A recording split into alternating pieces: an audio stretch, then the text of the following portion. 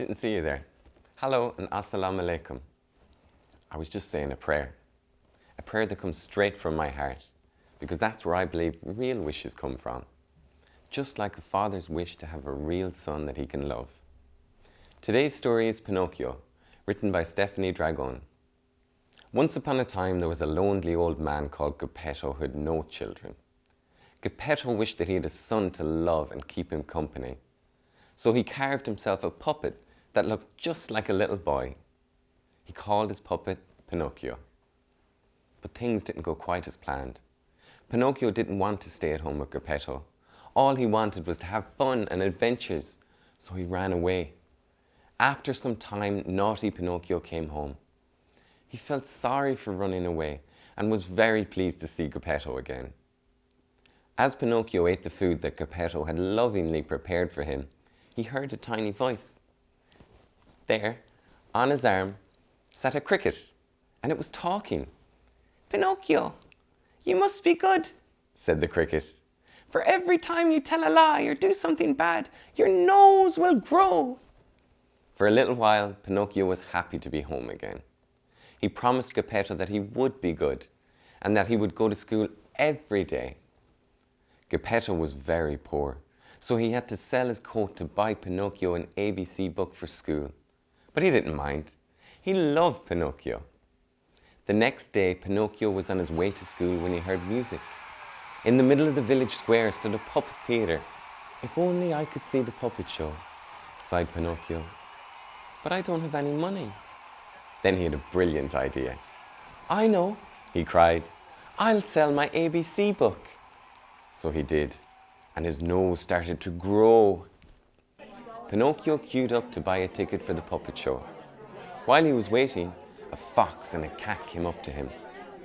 "Good morning," said the fox slyly, looking at the coins in Pinocchio's hand. "I see you only have enough money for one show."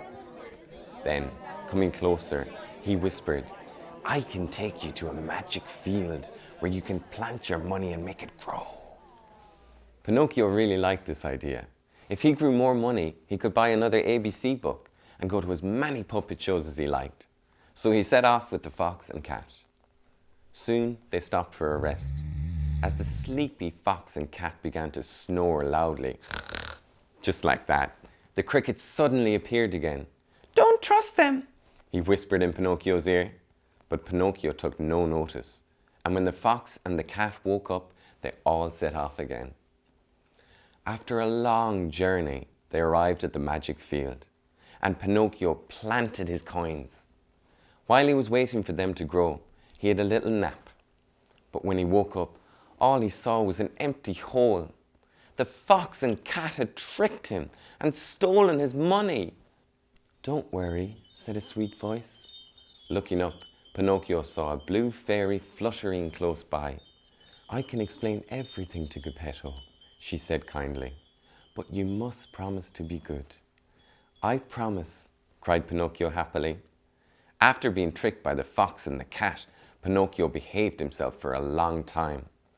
Then, one day on his way to school, he passed a group of children. "Come with us," they cried, forgetting his promise to be good. Pinocchio followed them to a place where children play all day long. Pinocchio had great fun playing with the children, until one night the cricket appeared again. "Pinocchio, if you don't go home, you'll turn into a donkey," he said very seriously. This time Pinocchio listened to the cricket. He ran and ran until he arrived at the sea. He was wondering what to do next when a seagull flew overhead. "You must help Geppetto," cried the seagull. "He set off in a boat to find you, and a huge fish swallowed him." And with that, Pinocchio leapt into the sea and started swimming. He had to save Geppetto. Suddenly, an enormous fish appeared out of the water and swallowed Pinocchio in one giant gulp. Inside the fish's tummy, Pinocchio heard a sound, a voice he knew and loved. It was Geppetto. That night, while the great fish slept, Pinocchio and Geppetto crawled out of its enormous mouth and swam safely to shore. Then they made their way home again, together. From that day on, Pinocchio went to school every day, and he was always good. One day, the blue fairy came to visit. "I think it's time to reward both of you," she said. And with that, she turned Pinocchio into a real little boy. At long last, Geppetto had the son he had always wished for. This is one of my very all-time favorite stories. I've even got my own Pinocchio. See you next time, inshallah.